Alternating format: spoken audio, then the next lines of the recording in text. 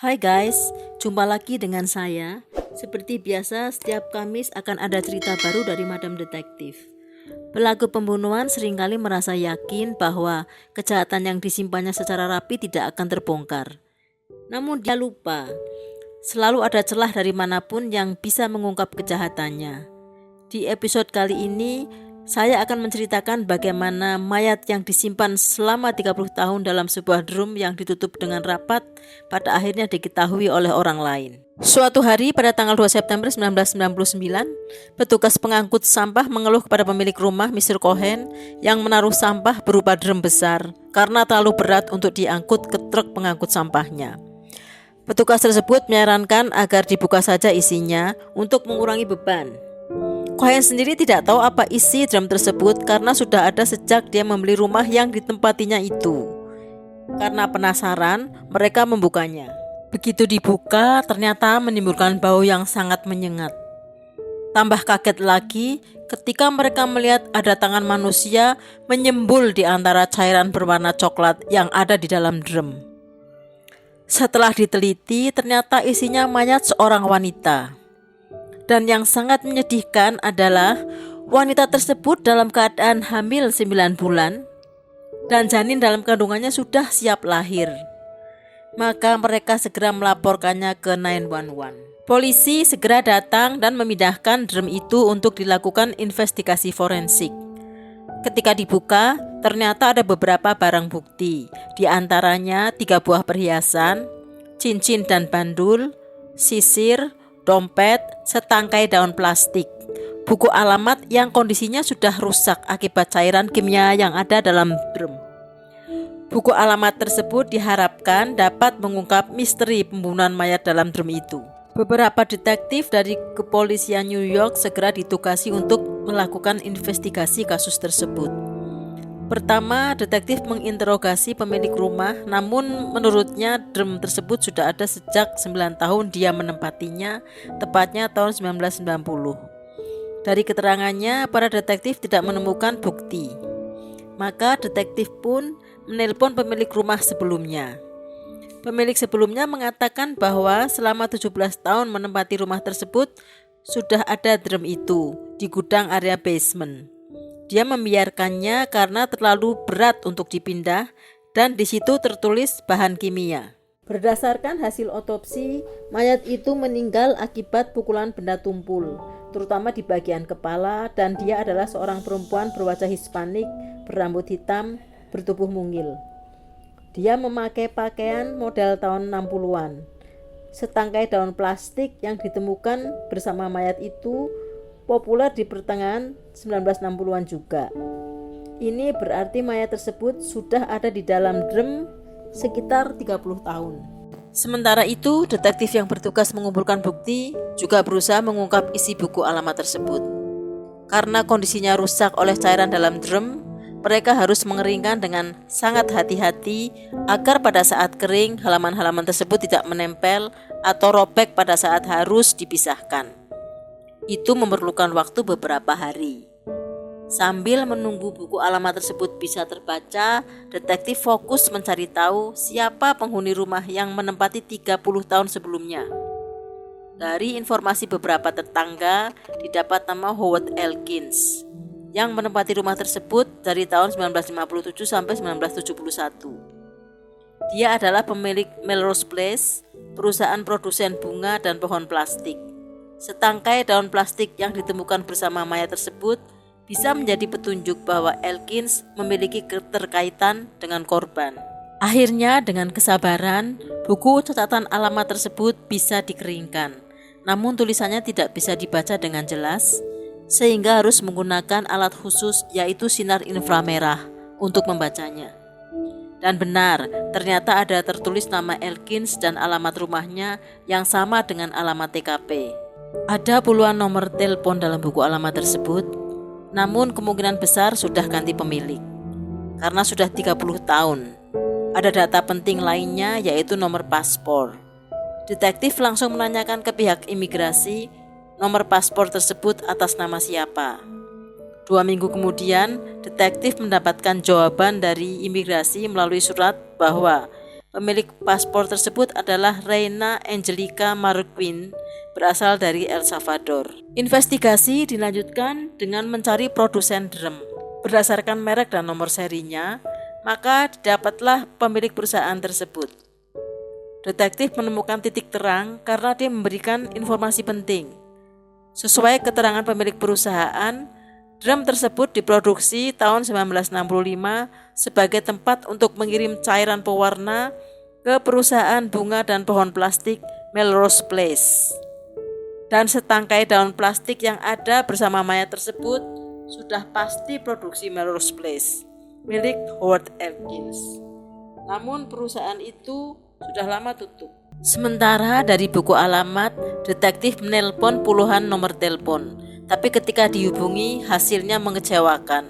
Rata-rata sudah ganti pemilik karena mereka sudah pindah. Tak disangka-sangka usaha mereka membuahkan hasil. Ketika detektif menelpon seorang yang bernama Kathy Andrade, ternyata dia masih tinggal di tempat yang sama dengan nomor telepon sama. Ketika Kathy diberitahu bahwa mereka mendapat nomor telepon miliknya dari buku alamat yang ada pada drum berisi seorang mayat wanita, dengan perasaan sangat sedih, Kathy mengatakan bahwa mayat dalam drum tersebut pastilah sahabatnya yang bernama Reina, yang tiba-tiba menghilang pada tahun 1969. Kathy bercerita bahwa Reina lahir tahun 1941. Pada tahun 1966 dia pergi ke New York karena suaminya punya affair dengan wanita lain dan memilih wanita selingkuhannya tersebut karena sudah hamil. Untuk melupakan kesedihannya, dia mengadu nasib ke New York, berharap mendapatkan kebahagiaan dan kesuksesan. Dengan bantuan Kathy, sahabatnya yang ada di New York, Reina bekerja di perusahaan tempatnya bekerja, yaitu Melrose Place, produsen bunga dan pohon plastik milik Elkins. Selama bekerja dengan Kathy di perusahaan tersebut, Reina bercerita bahwa dia menjalin hubungan dengan laki-laki yang sudah beristri dan mempunyai 3 anak, tapi dia tidak menyebutkan siapa orangnya. Akibat hubungan itu dia hamil. Karena pacarnya tersebut tidak mau menikahi, dia menelpon istrinya dan mengatakan bahwa dirinya hamil akibat berhubungan dengan suaminya. Tentu saja pacarnya itu sangat marah sehingga mengancam akan membunuh Reina. Begitu yang dia ceritakan kepada Kathy. Dia sangat ketakutan dengan ancaman itu dan meminta tolong kepada Kathy untuk segera datang ke apartemennya. Sepulang kerja, Kathy langsung ke apartemen Reina, tapi keadaannya sudah kosong. Dia menunggu sampai 3 jam, tapi Reina tidak muncul. Sejak itu Reina menghilang tanpa jejak. Petunjuk yang cukup membantu dalam mengungkap kasus penemuan mayat dalam drum juga didapat ketika berita tentang ditemukannya mayat Reina ramai dipublikasikan di berbagai media. Seseorang menelpon polisi, namun tidak bersedia disebutkan namanya. Si penelpon mengatakan bahwa dia tidak tahu siapa mayat wanita tersebut, tapi dia tahu bahwa Elkins punya affair dengan seorang wanita Hispanik pada tahun 1960-an. Wanita tersebut bekerja di perusahaannya. Dia juga menjelaskan gosip yang saat itu ramai dibicarakan, bahwa bayi yang ada dalam kandungan wanita itu adalah anak Elkins. Kesimpulannya, semua petunjuk mengarah bahwa Reina Marroquin adalah wanita hamil yang ditemukan dalam drum, dan Elkins adalah ayah dari bayi dalam kandungannya. Setelah mendapatkan alamat Elkins, detektif terbang ke Florida untuk menemuinya. Elkins tentu saja sangat terkejut dengan kedatangan 2 detektif tersebut. Dia mengakui memang pernah ada affair dengan seorang pegawainya, tapi tidak ingat namanya. Dan dia juga tidak tahu kenapa namanya disangkut pautkan dengan terbunuhnya Reina. Akhirnya detektif memintanya untuk memberikan sampel DNA, tetapi dia menolak. Detektif tidak bisa memaksa karena memang tidak ada surat tugas dari kepolisian New York. Maka mereka kembali ke New York dan mengatakan akan menemui Elkins lagi secepatnya untuk mengambil sampel DNA-nya dengan membawa surat dari kepolisian New York. Namun sebelum sampai New York, mereka diberitahu bahwa Mr. Elkins bunuh diri dengan menembak kepalanya sendiri di dalam mobil yang diparkir di garasi tetangganya. Ketika menuju garasi, tetangga Elkins terkejut melihat darah berceceran. Ternyata darah tersebut berasal dari mobil Elkins. Setelah dilihat di dalamnya, Elkins sudah meninggal bunuh diri. Berdasarkan tes DNA yang diambil dari darah Elkins dan janin dalam kandungan Reina, dipastikan Elkins adalah ayah biologis janin tersebut. Berdasarkan bukti-bukti yang ada, detektif merekonstruksi bagaimana Elkins menghabisi nyawa Reina. Begitu tahu Reina menelpon istrinya, Elkins sangat marah dan tidak bisa memaafkannya. Lalu menelpon Reina untuk datang ke kantornya setelah karyawan pulang. Begitu Reina sampai di ruangannya, Elkins memukul kepala korban dan bagian tubuh lainnya hingga terdapat 10 luka bekas pukulan. Begitu Reina meninggal, Elkins membawanya pulang dan menyembunyikan mayatnya di drum yang ada di gudang rumahnya.